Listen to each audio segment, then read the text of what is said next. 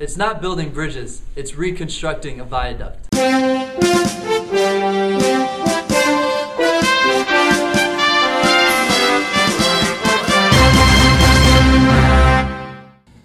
Hello friends, welcome to another edition of Mondays in Midtown. I'm Mark Zinn. On this week's show, we have a variety of issues to share with you, including local control of the St. Louis City Police Department, Mardi Gras, and Severe Weather Awareness Week. And we also have an exclusive sit-down with incoming SGA President Matt Ryan. So stay tuned to this show because it's going to be a good one. In our newest segment, Mark's Moments, it gives me an opportunity to talk one-on-one with you, the viewer. And what I want to share with you right now, under Mark's Moment, is the Grand Bridge. Ladies and gentlemen, it closes next week, okay? March 14th, Monday, that's the first day of our spring break here at St. Louis University, at 5 a.m. That's when the city will close off the Grand Viaduct. And it's important for you, as a viewer of this program, and as a resident of the Midtown neighborhood, to find alternative routes. Find out what look at your schedule, because it will be impacted. Whether you are traveling to go to the McDonald's, the 24-hour McDonald's at 44 and Jefferson, or if you're trying to go to Met Campus, your schedules will be impacted. So please find alternative routes. That bridge closes for upwards to 14 to 16 months on Monday. That's when that bridge closes, next Monday. And we'll have Mondays in Midtown crews out there at 5 a.m. to watch the city close down that bridge. And of course, we'll be having an exclusive walkthrough with hard helmets with Rich Bradley, the city's chief engineer. So look forward to all those items. Switching out of Mark's Moments into a topic that's very important and very dear to my heart. It's Severe Weather Awareness Week here in Missouri, and a lot of stuff happens with severe weather. Tornadoes, lightning, hail, heavy winds in excess of 58 miles per hour are just some of the aspects of severe weather, as is flooding, because flooding is the #1 killer of natural hazards here in the United States. So with that in mind, please take a look at this award-winning Severe Weather Awareness Week video produced last year for last year's Severe Weather Awareness Week by the Storm Alert Weather Team. Hail, lightning, strong winds, flash floods, and tornadoes. This is Severe Weather Awareness Week. Beautiful day here in Midtown St. Louis. All is quiet, the sun is out and about to set, and everything's just fine. But come springtime, warm air and moisture can bring a few things, including severe weather. Hello everyone, I'm Mark Zinn of the Storm Alert Weather Team. This video is going to tell you all about severe weather, the ins and outs, tornadoes, flash flooding, and steps you, your family, and your co-workers can take to protect yourself. Join us on this journey. In Missouri, the threat of severe weather is all around us. Last year alone, 45 residents of the state were either killed or injured because of hazardous weather. While most people consider tornadoes as the biggest threat in the bi-state, only a quarter of those casualties came from twisters. The rest from flooding, lightning, and straight-line winds.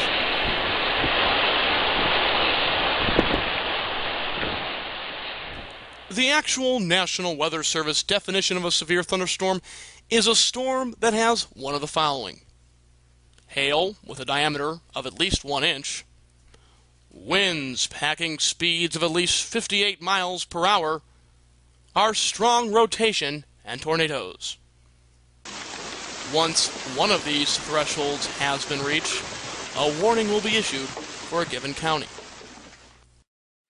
Besides these dangerous aspects, severe and even strong storms can bring deadly lightning and torrential downpours that can reduce visibility and trigger both localized and widespread flooding.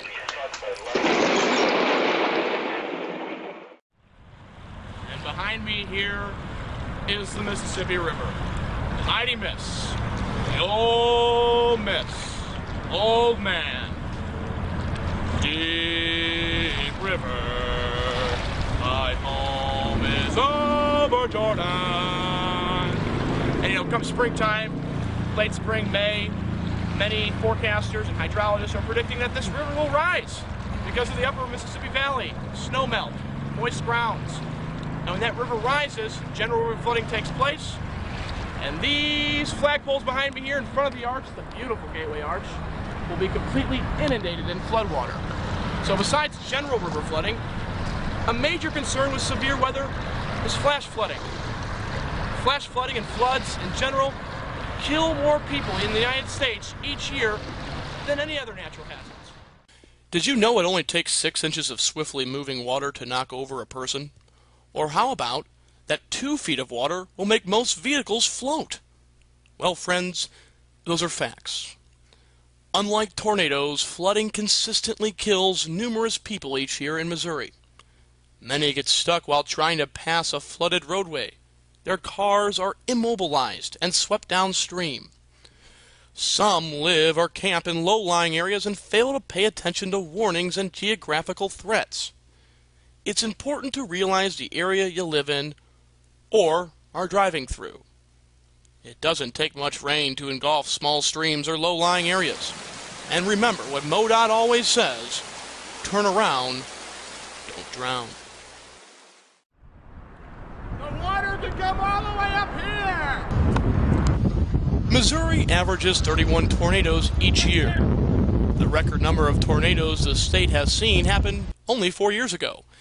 In 2006, 102 tornadoes touched down in the Show Me State, killing 13 and injuring nearly 300. Compared to other meteorological hazards, tornadoes are by far the most violent. Winds can exceed 300 miles per hour. Hail can be the size of baseballs. And damage to infrastructure can be completely devastating. Some of the signs of tornadic development include flying and floating debris, an often greenish sky, a rotating wall cloud, large hail, and a loud roaring noise. We went out to the Arch grounds to ask locals and visitors a question about severe weather. And we're here with William, who's visiting St. Louis, originally from the Northeast, and you live in Kansas City. Yes. So, coming from the Northeast, where you see different types of weather, more blizzards, stuff like that, and you come to a place like Kansas City with a severe weather threat. What type of preparedness steps do you have to take now that you live in the Midwest? I take things a lot more seriously. We occasionally got some severe weather in the Northeast, and I can see there that people weren't as prepared. Here, people take it a lot more seriously, and that's part of the excitement, part of the fun, and the responsibility of living in the Midwest. So I keep an eye on the skies, definitely. Thank you. Here with Dan and Wolfgang. Wolfgang's from Germany, and talking about natural hazards when it comes to weather, which natural hazard do you think kills more people each year in the United States? Very good. Germany's different though. I'm gonna go with tornadoes. Tornadoes? Lightning. I'd say floods. Tornadoes. I think it's floods. No, it's actually flash floods. Flash flooding and flooding kill more people each year. I like to joke around a lot. But I hope this video shows you that severe weather is no laughing matter. Here at the Storm Alert Weather Team, we are committed to bringing you all the latest information and breaking news when it comes to these severe storms. So it's important to use the information in this video to prepare yourself for these types of situations. Maybe get a kit, know where you're going to go if a tornado strikes, and most importantly, know what kind of information is out there and how you get that information. A great source is the Storm Alert Weather Team's Facebook page, facebook.com/Storm Alert. From a windy Grand Center, I'm Mark Zinn.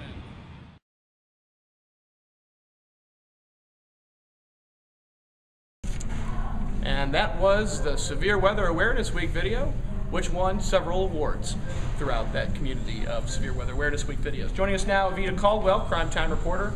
Avita, we've been talking about the local control issue for quite a time here on Mondays in Midtown, and I know that you recently sat down with a member of the St. Louis City Police Officers Association. Yes, I did. I sat down with Recording Secretary Ed Clark of the St. Louis Police Officers Association, and judging by what he said with me last week and what the Alderwoman Jennifer Florida said with you, they both look like they're ready to fight this out.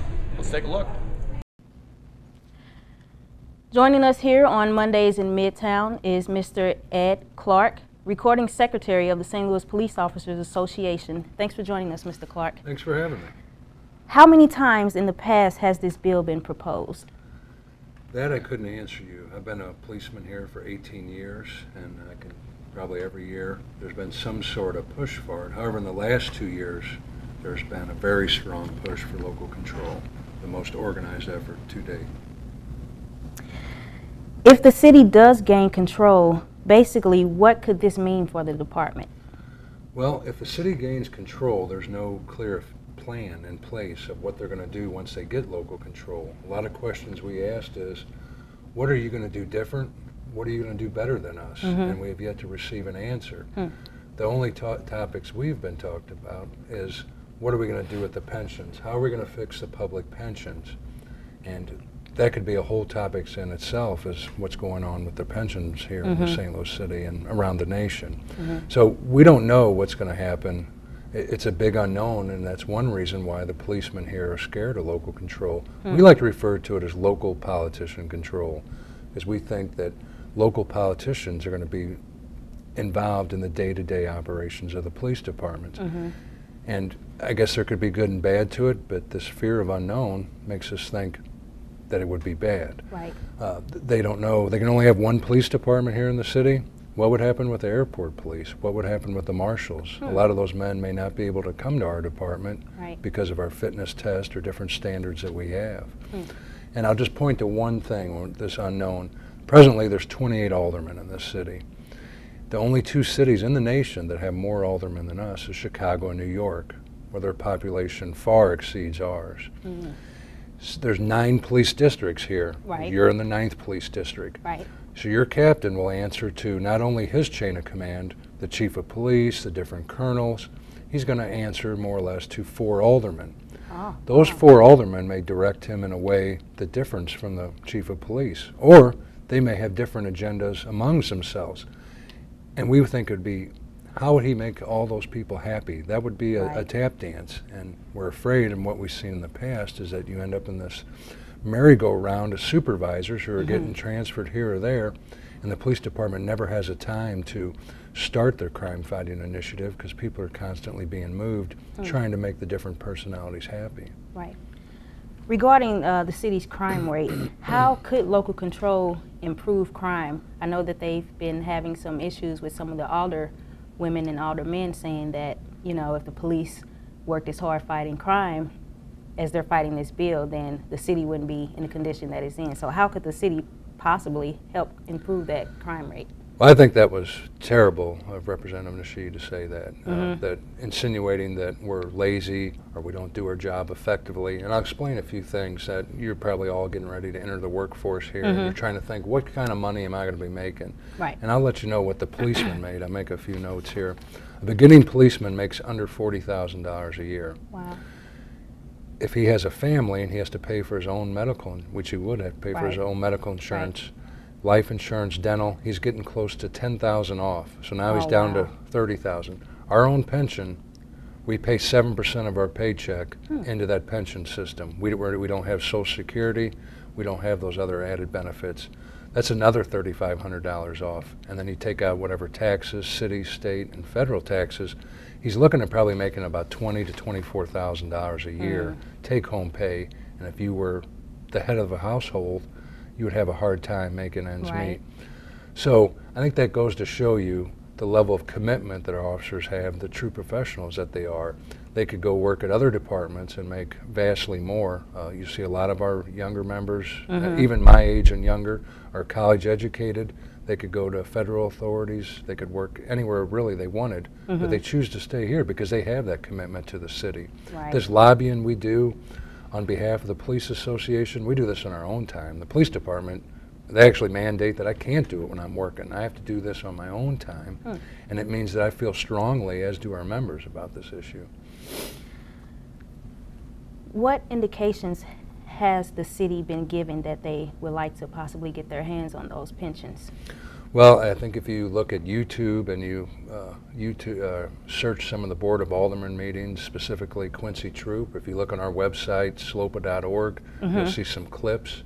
They're saying that, you know, we retire with these outrageous amounts and we got all the money and we could fix the city's problems with this pension money. They've also spoke of how they wanted to use our asset forfeiture monies to disperse in their wards, which isn't right. Those monies are for emergencies, for equipment that we normally couldn't afford or not in the police budget. As it stands now, if we have a fleet of 300 police cars and those police cars are wrecked by a criminal, you know, a criminal runs into them, well, he doesn't have insurance.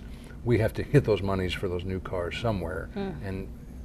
And it's asset forfeiture that helps buy us new equipment when stuff gets broke or it's outdated and the city can't afford it. So, but if you do that search, you'll see specifically several aldermen saying, if you research the latest Senate and House testimony regarding the local control bills, city politicians repeatedly say they need to fix the pension process. So is that also regarding the city's deficit as well? Does that come into play, the $45 million deficit that the city is supposed to be in? Well, they asked each group to reduce their budgets, which we have each year. Okay. And I think last year they gave a small amount of money back to the city. And so I think we've been doing our part. We've taken over some services for the city, fixing their cars. They said they could save another $4.4 million if they merge some services like human resources. They can currently do that. They're just choosing not to, and they're using it as an argument. Just like we merged, just like we fixed their cars, we help with their IT, we help with their payroll. I've been hearing that there could possibly be a mass exit of those veteran officers if the city does gain control. How is this bill possibly affecting those veteran officers? Again, it's the unknown. People worry that if I wait to retire, will the city somehow gain control of this pension system and start making changes to it to reduce my benefits, where if I retire now, I'll at least have those same benefits locked in place. Right now we have a very young department. I believe 60% of our department has less than 10 years. And then there's the group that I would be in, that 40% of policemen that have more than 10 years on. Anyone that has 20 years on can retire at a partial retirement, just 40% of what your base pay is. So you would have to go to another job, but if you believe that you're going to lose that 40%, there are going to be people, and they have expressed that they're going to leave prior to any city taking control. So now you got your veteran officers from 20 years to 35 years departing early. They're not going to share their wisdom, their experience with the younger officers, and I think it's going to greatly affect how we do our job. Just like we found out last time, there was an exodus of senior officers when the stock market crashed. Well, Mr. Clark, good luck to you and the department. Thank you for joining us on Mondays in Midtown. Okay, thanks. There's our own Evita Caldwell sitting down with Ed Clark. He is a member of the St. Louis City's Police Officers Association on local control. If you have any thoughts on the local control issue, go ahead and send us an email, mondaysinmidtown@gmail.com. We'll be right back. Hey there, Billikens fans. This is Mark Zinn of Mondays in Midtown, the hottest public affairs news magazine, coming to you from the West Pine Gymnasium, the site of the second annual Hoops for Haiti charity basketball event. Pow. It's a faculty versus student event, so that means students, if your teacher's a real battle axe, you can do a move and shot combo on them. Hey, faculty, if you want to break your student's ankle, make it happen. This event takes place on Saturday, March 26th, right here at West Pine at 3 p.m. It's going to be a lot of fun. See you there.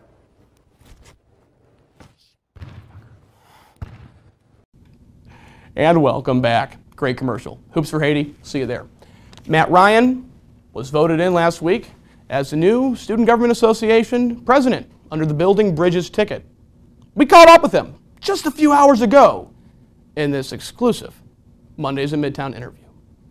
Joining us now is the newly elected Student Government Association president, Matt Ryan, off the Building Bridges ticket. Matt, how did it feel to win that election? It felt really good. We knew it'd be a tight race, three strong candidates. So when we heard the results, we were very pleased with them, obviously. It was a long battle, 2 months, but it felt great. It's been widely noted that you ran a great campaign, especially with the yellow construction hats. That's right. When it comes to the campaign process, where do you think you guys succeeded?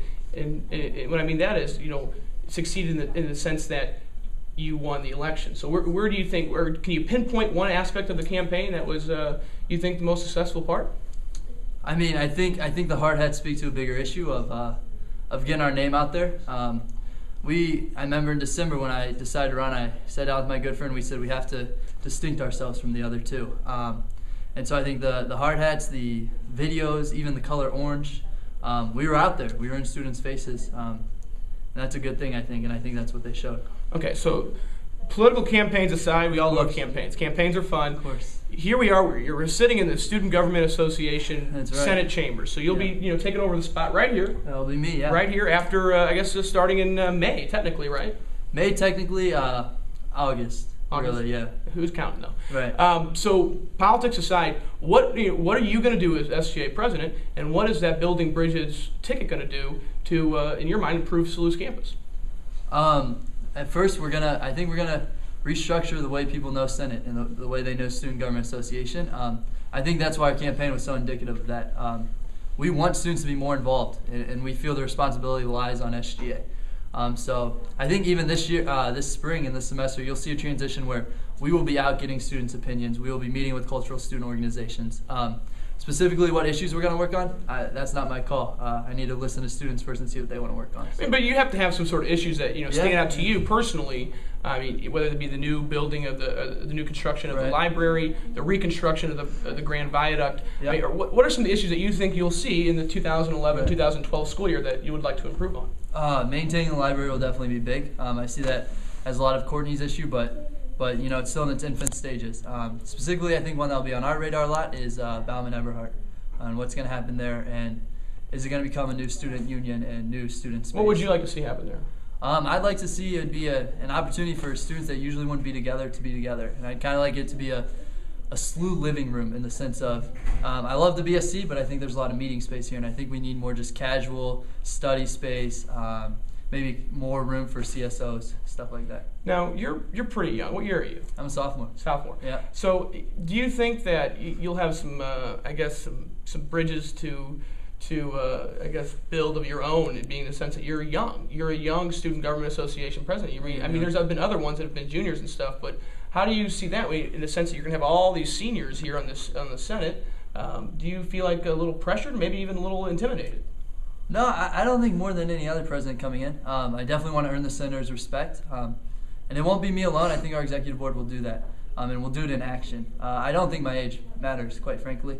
And I don't think it has in what I've done the last year and a half. So I don't see that being the problem. But of course, I do need to earn the respect of senators. And what are you looking forward to most as the new SGA president-elect?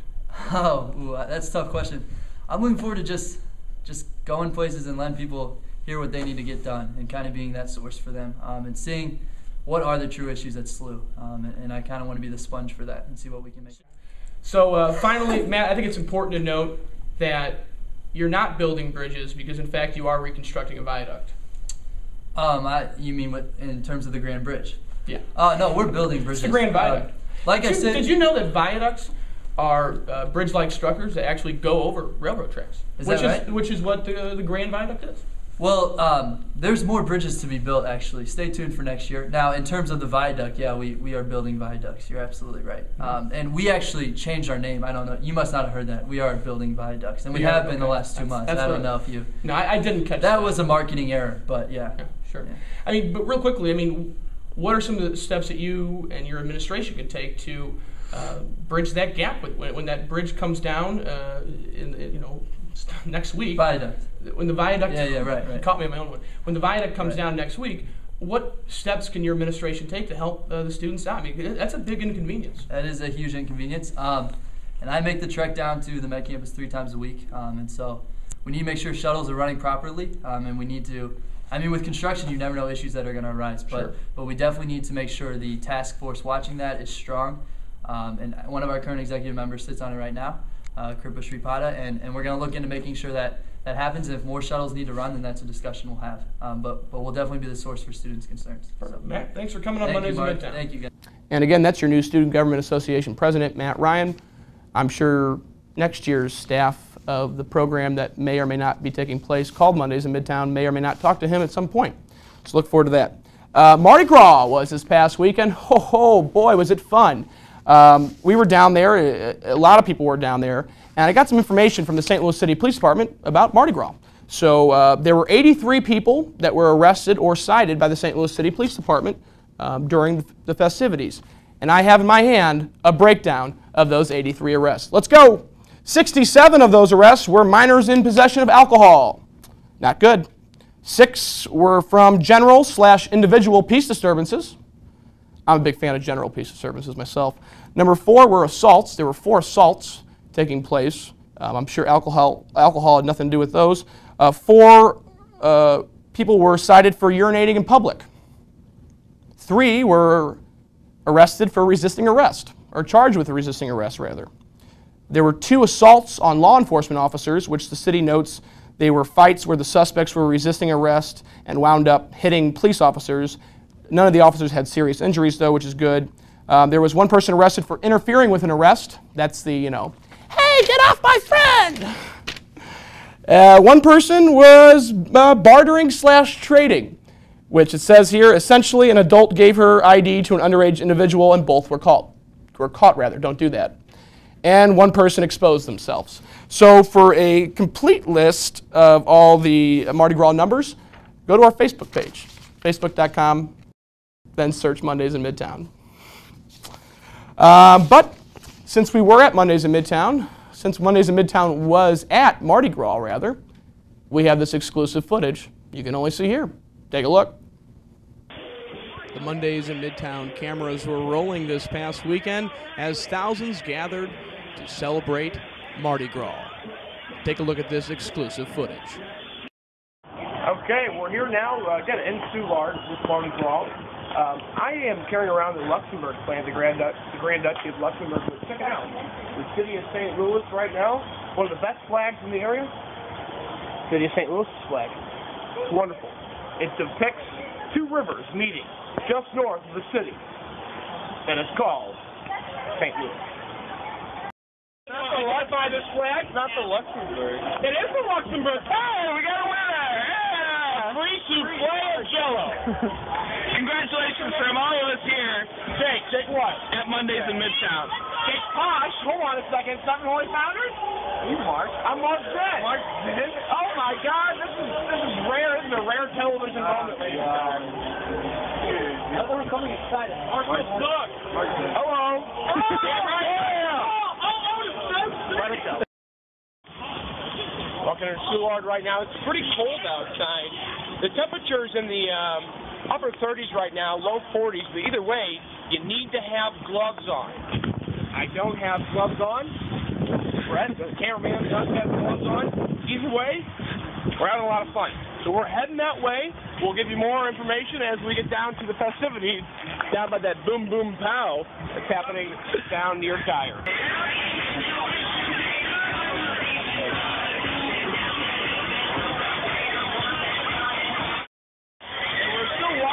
Mardi Gras right now. I'm with Michael Calhoun at KMOX. There's some rooftop parties and second floor parties as you can see. There's also restricted areas. Don't want to go in those areas. Coming through here. Everyone is having fun. It looks like, at least, everyone's having fun. We're going to try to get you the story. Here, buddy. Mike Calhoun is watch how it's done.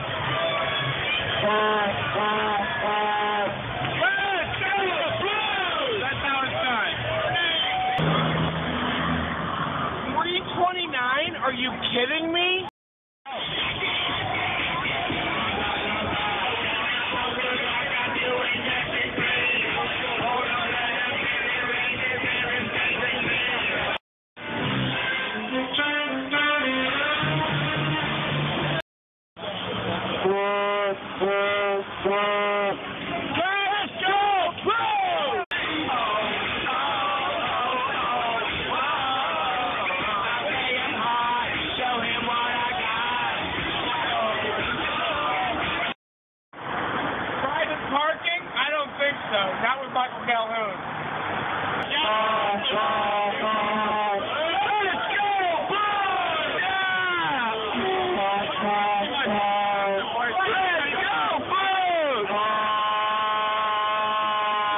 Mark Zinn, Mondays in Midtown, Soulard, St. Louis.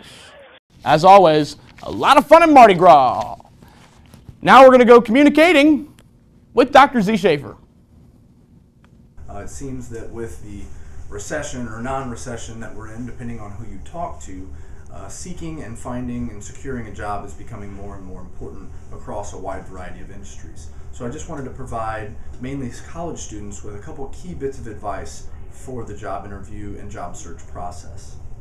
The first phrase comes out of some military training, and it's called the 5 Ps. Proper practice prevents poor performance. Right? So before you get into a job interview, make sure you're doing your homework and your research about the company. Not only about the history and origins of that company, but whether or not you'll be a good fit for the culture of that organization. Second, you need to think about how you're going to present yourself. Right? This includes both personal appearance and communication style. So when you're in the job interview, the key would be to speak extemporaneously. And what that means is to have the appearance that you're coming up with all of your ideas off the top of your head, when in essence you probably have many of the things memorized or at least well rehearsed enough so that you can have your key concepts come out the same way every time. Again, extemporaneous speaking, very important. Finally, you need to make sure that you seem interested in the organization by asking the right questions. Right? And here's something that we always hear in popular culture that I think is very wrong. There's no such thing as a dumb question. There are many dumb questions, and that is often tied to the context in which they get asked. So in a classroom, there probably is no such thing as a dumb question. But in a job interview, there are many dumb questions.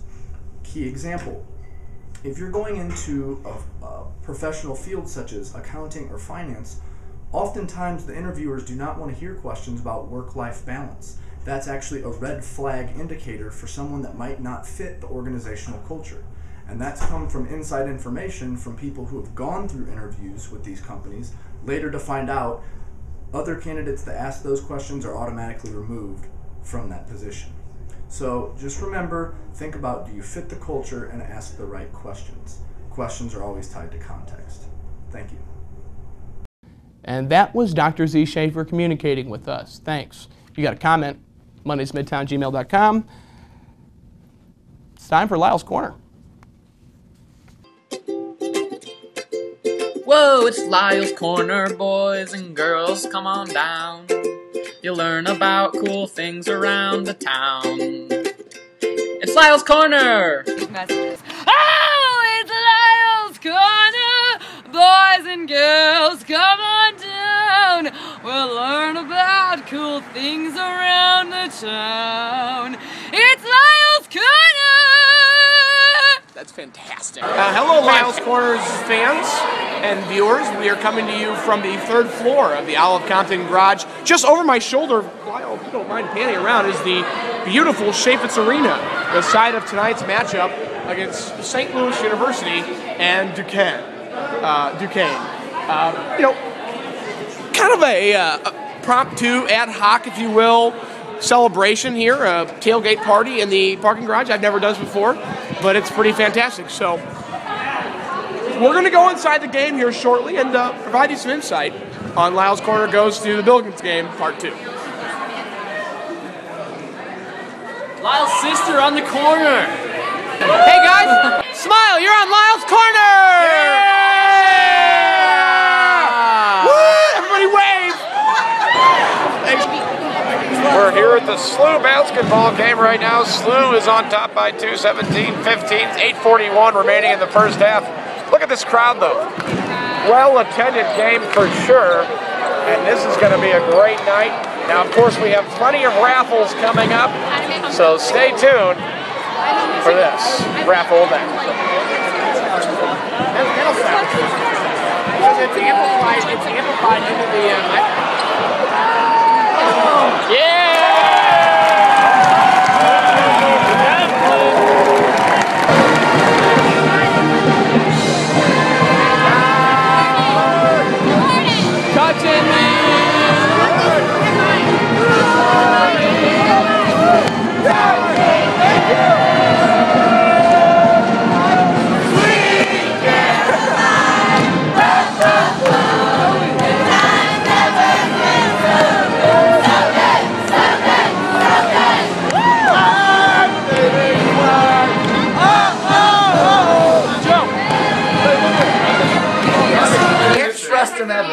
but I just did. You guys didn't be part of that because I'm a tall Trust fall. I'm a little worried about this one. You might need another layer. Wait. Yeah. You know what? You guys should cross over your arms like this. No, I don't like that.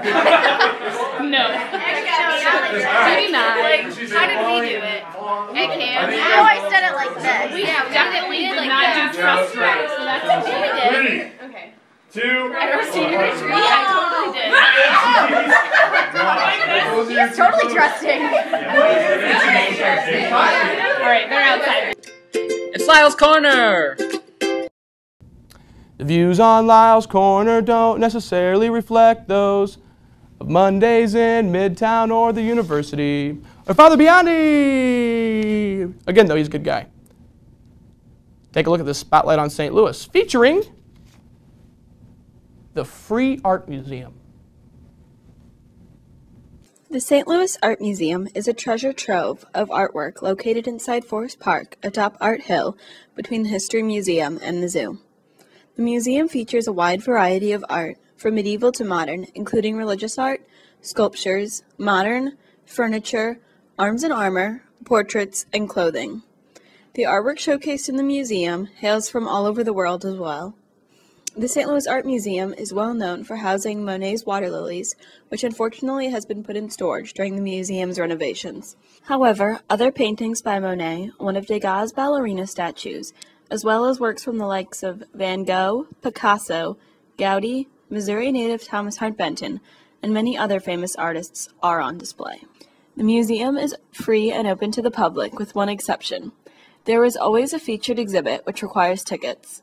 Currently showing is Fiery Pool, the Maya, and the Mythic Sea. Tickets are priced at $8 for adults, $6 for students and seniors, $4 for children ages 6 to 12, and free for children under 6. The exhibit is always free for members, and it is free to all on Friday. The museum is open on Tuesday through Sunday from 10 a.m. through 5 p.m., with the exception of Friday when it is open from 10 a.m. to 9 p.m. The St. Louis Art Museum houses a gift shop and a cafe, which, coincidentally, sells food by the same company prevalent on campus. You can't escape outtakes here. The St. Louis Art Museum's main building itself is a work of art, and one of few that still stand from the 1904 World's Fair. Designed by architect Cass Gilbert and originally part of the Palace of Fine Arts, the museum was the only building from the fair that was designed to be a permanent structure. It and the works inside are a wealth of history and beauty that deserve a look.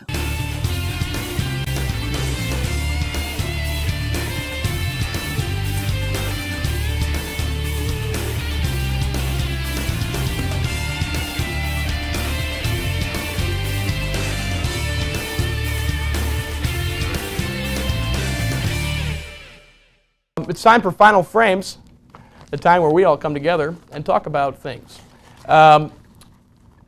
It's hard for me not to mention, again, Severe Weather Awareness Week, and a few things to shout out to you. The video you saw earlier in the newscast was produced last year. Some of those numbers I spat at you were incorrect in the sense that I said last year, and I was talking about 2009, not 2010. So let me give you some new numbers, though. First of all, the statewide tornado drill was supposed to be scheduled for tomorrow. But there is a chance of thunderstorms and rain and a possibility of severe weather. So you cannot do a tornado drill when it's raining because people will freak out. So on Thursday, they moved it now to Thursday. So on Thursday, you'll hear the tornado sirens go off. Don't worry, it's just a test. And schools across the state and institutions across the state, including higher education institutions, will be partaking in the Severe Weather Awareness Week tornado drill. So when you hear the tornado sirens on Thursdays, don't freak out. Some numbers to spit at you real quick. Keep on saying spit. Last year, there were 65 tornadoes that touched down in the Show Me State. On December 31st, just on that day alone, remember New Year's Eve tornadoes on December 31st, that was responsible for 5 deaths and 13 injuries. 4 of the 5 people were killed in mobile homes. So please do not stay in your mobile home during a severe weather event or a tornadic event because it will be picked up and thrown. To be as graphic as possible. Other things to note, folks, be smart during weather situations. During a tornado warning, stay away from windows. The windows can turn into shrapnel by any capacity because the air pressure and the wind can just knock out the windows. So stay away from windows. Go to a centralized room on the bottom floor of your structure. If you don't have a basement, go into a center hallway or a center closet or a bathroom away from windows because that's the safest place to be during a tornado, obviously. Another thing, flash floods. Don't think you can get your Ford Escort Sport through a road that's inundated in floodwater for a variety of reasons. It takes only about 8, 9, 10 inches of water to stall most cars' engines. Okay, so now your engine's stalled, and then it's not likely that the water is going to go down after that. It's going to keep on rising. So that water then can swiftly take your car and take it downstream with it. Because a flash flood a lot of times is a creek that's been inundated with a lot of water, and so it's not just the main creek area, but once it goes past its banks, the whole area is kind of like a creek. So be careful, turn around, don't drown. The ground underneath the water, you're thinking, oh, it's just a road, there's just some standing water on the road. Well, ladies and gentlemen, water itself is very powerful. And rain is rainfall and heavy amounts can be very powerful in the sense that the road that you think you're driving on may be swept away itself. A lot of times the roads can form holes, manholes, not manholes, but holes, and so you're driving on the road that you think just maybe a few inches of water, and now your car is in a ditch. So be very careful. Severe Weather Awareness Week. Go online to get more information. Weather.gov is the address there. We got no emails because no one emails us. mondaysmidtown@gmail.com. Tweet at me if you want. And it's time for the Alonzo Garbanzo Clip of the Week. Good night.